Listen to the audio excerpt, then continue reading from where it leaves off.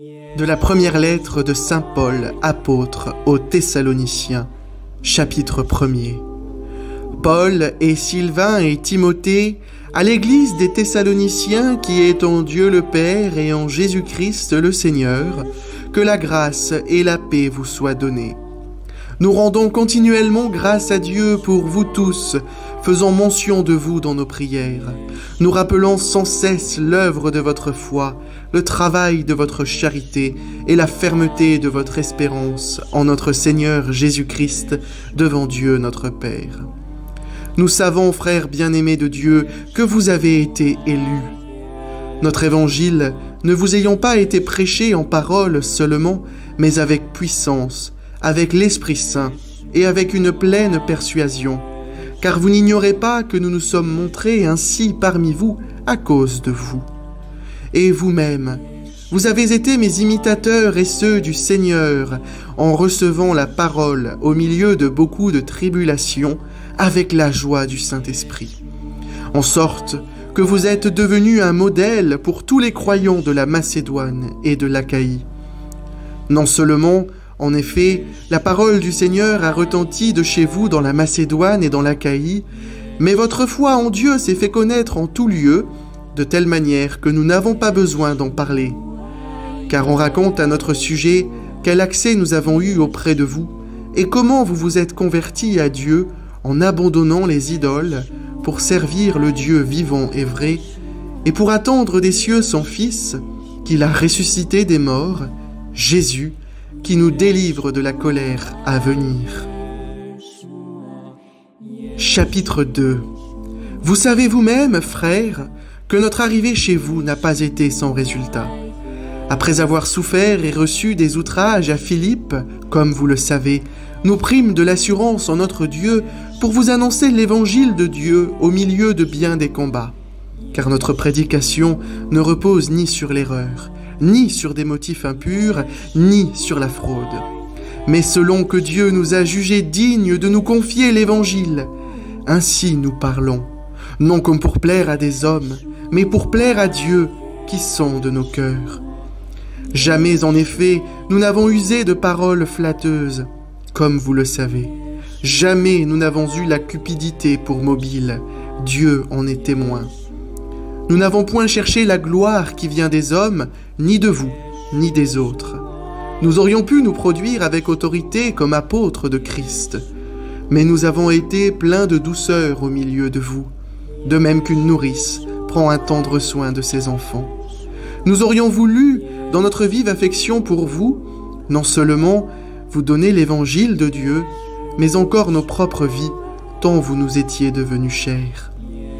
Vous vous rappelez, frères, notre travail et notre peine, nuit et jour à l'œuvre, pour n'être à charge à aucun de vous, nous vous avons prêché l'évangile de Dieu.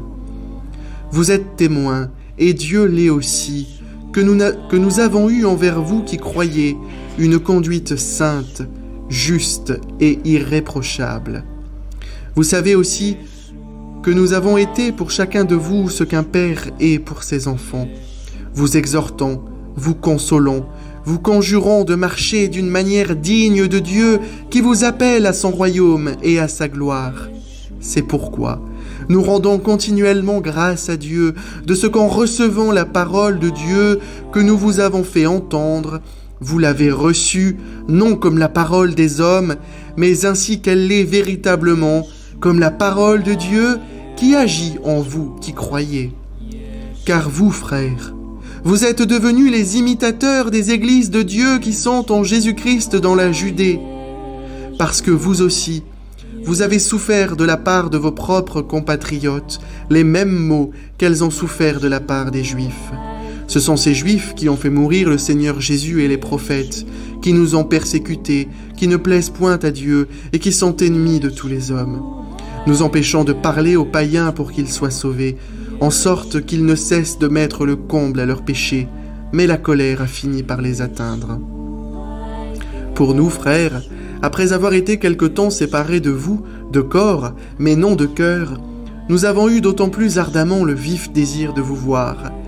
Aussi voulions-nous aller vers vous, du moins moi, Paul, une et même 2 fois, mais Satan nous en a empêchés. Qui est en effet notre espérance ou notre joie ou notre couronne de gloire? N'est-ce pas vous aussi, devant notre Seigneur Jésus, lors de son avènement? Oui, vous êtes notre gloire et notre joie.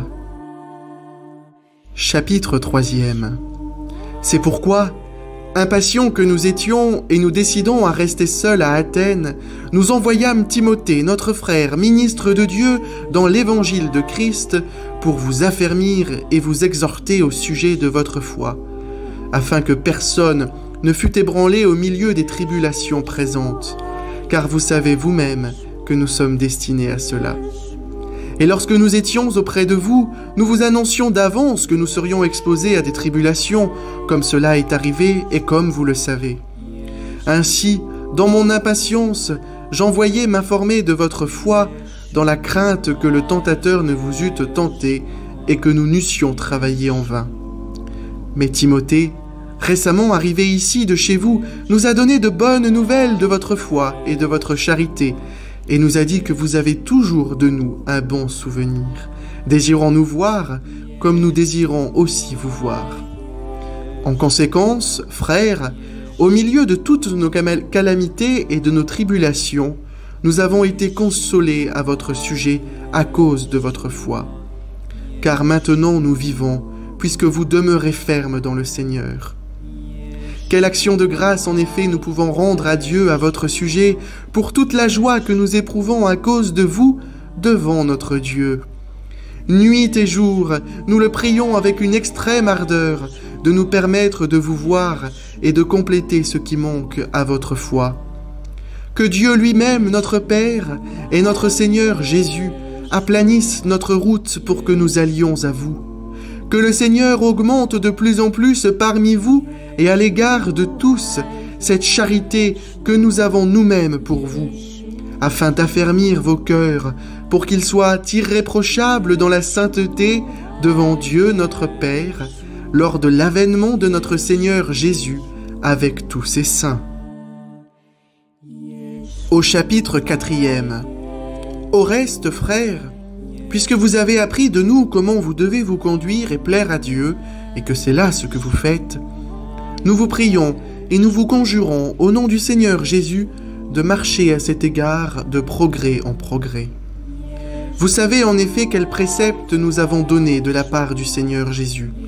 Ce que Dieu veut, c'est votre sanctification, c'est que vous vous absteniez de l'impudicité, c'est que chacun de vous sache posséder son corps dans la sainteté et l'honnêteté, sans vous livrer à une convoitise passionnée comme font les païens qui ne connaissent pas Dieu. C'est que personne n'use envers son frère de fraude et de cupidité dans les affaires. Au chapitre 4e. Au reste, frères, puisque vous avez appris de nous comment vous devez vous conduire et plaire à Dieu, et que c'est là ce que vous faites, nous vous prions et nous vous conjurons au nom du Seigneur Jésus de marcher à cet égard de progrès en progrès. Vous savez en effet quels préceptes nous avons donnés de la part du Seigneur Jésus.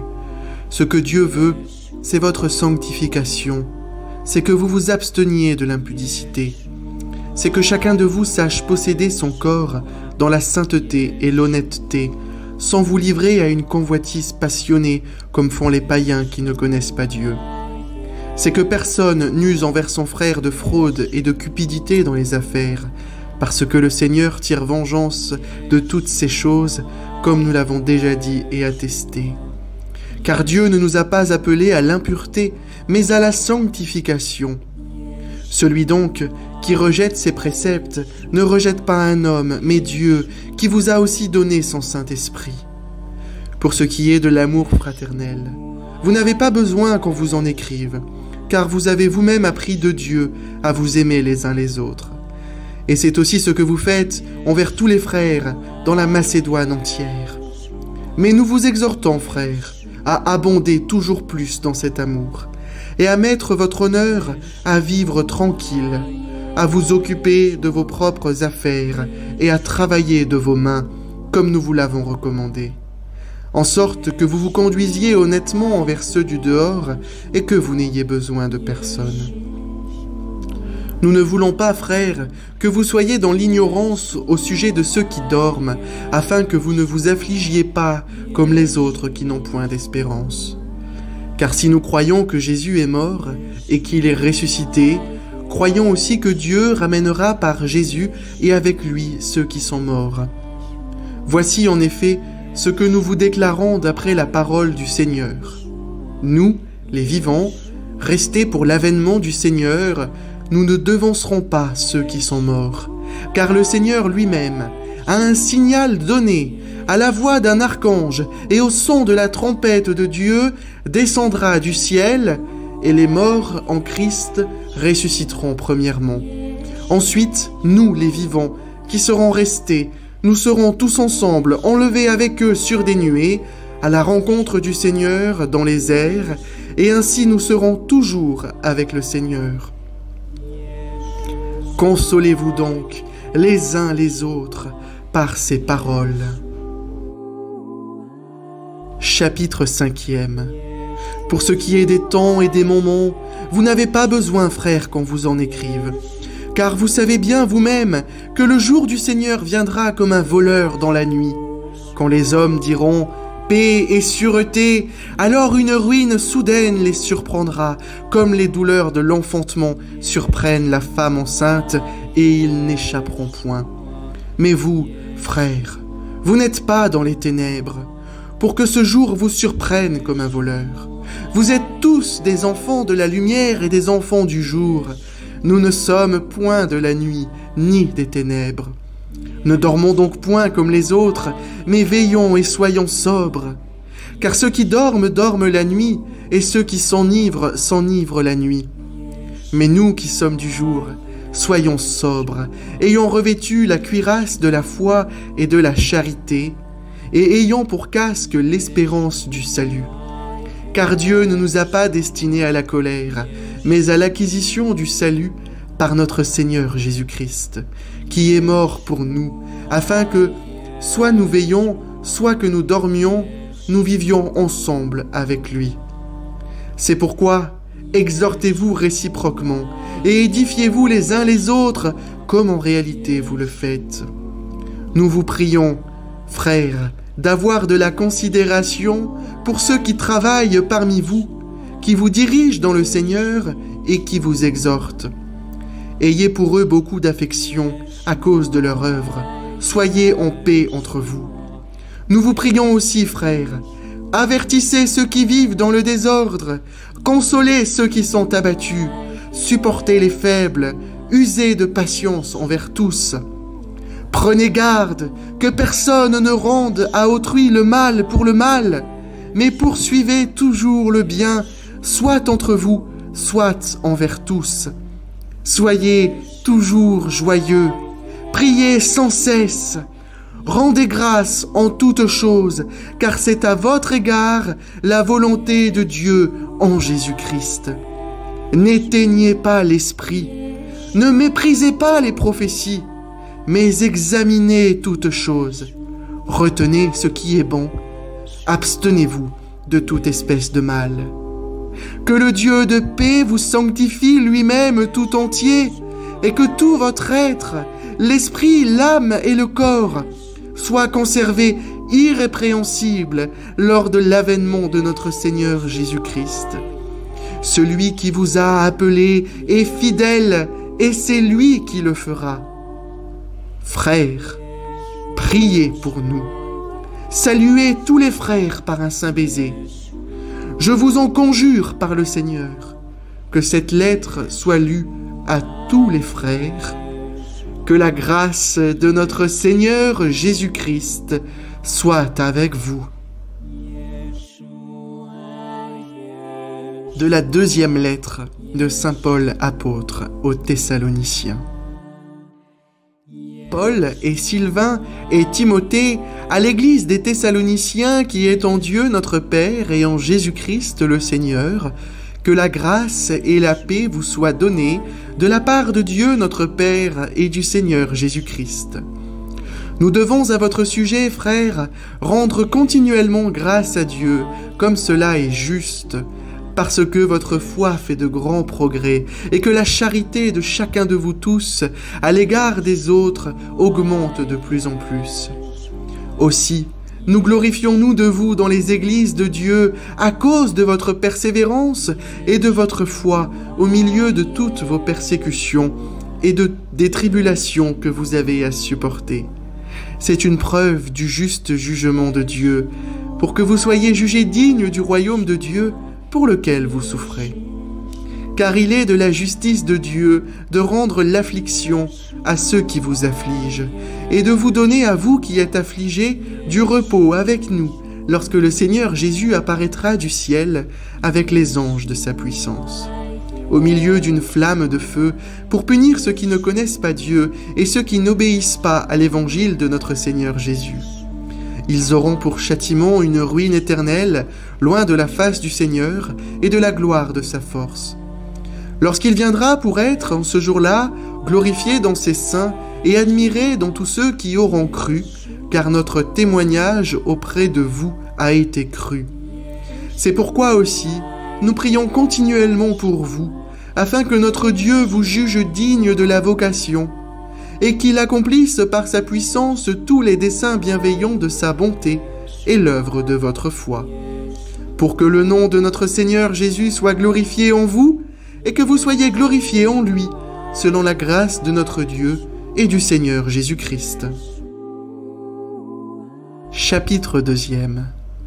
Pour ce qui concerne l'avènement de notre Seigneur Jésus-Christ et notre réunion avec lui, nous vous prions, frères, de ne pas vous laisser facilement ébranler dans votre bon sens, et de ne pas vous laisser troubler, soit par quelque inspiration, soit par quelques paroles, ou par quelques lettres qu'on dirait venir de nous, comme si le jour du Seigneur était déjà là.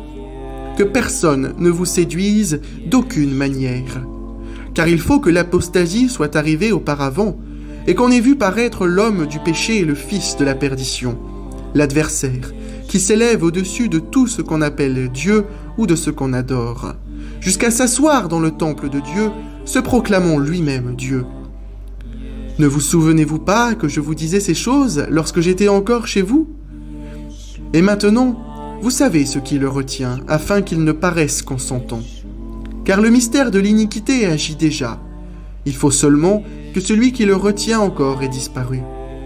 Et alors paraîtra l'impie, que le Seigneur Jésus détruira par le souffle de sa bouche et qu'il anéantira par l'éclat de son avènement. L'apparition de cet impie se fera, par la puissance de Satan, avec toutes sortes de miracles, de signes et de prodiges mensongers, et avec toutes les séductions de l'iniquité pour ceux qui périssent parce qu'ils n'ont pas reçu l'amour de la vérité pour être sauvés. Aussi, Dieu leur envoie une puissance d'égarement pour qu'ils croient au mensonge, afin que tous ceux qui n'ont pas cru à la vérité, mais qui ont pris plaisir à l'injustice, soient condamnés.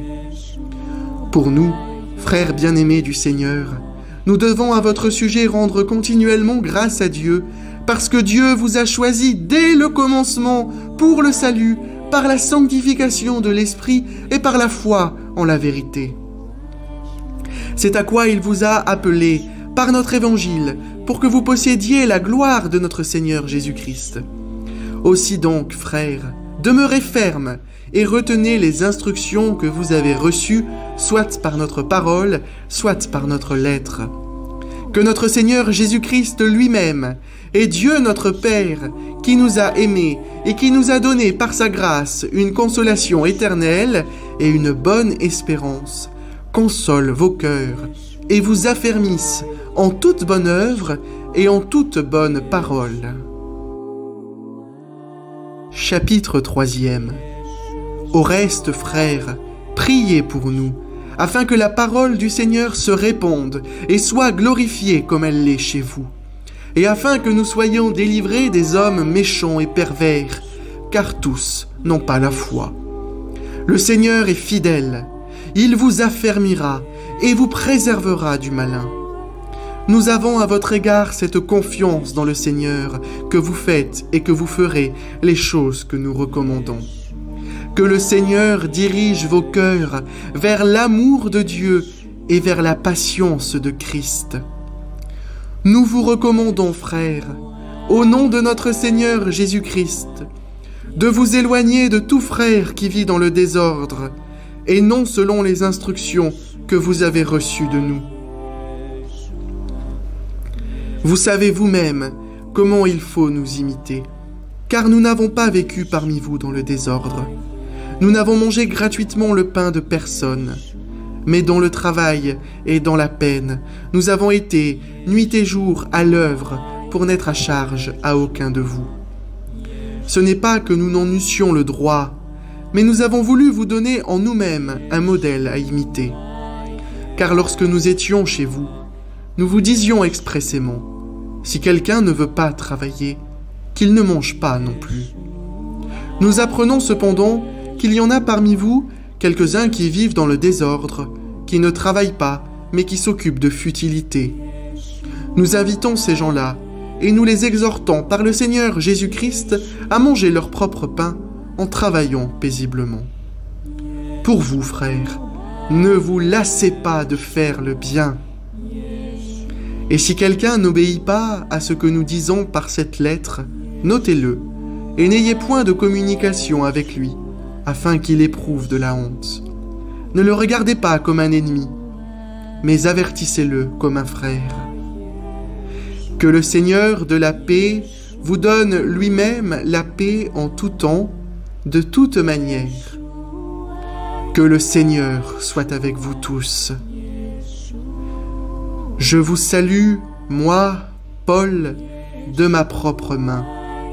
C'est là ma signature dans toutes mes lettres. C'est ainsi que j'écris. Que la grâce de notre Seigneur Jésus-Christ soit avec vous tous.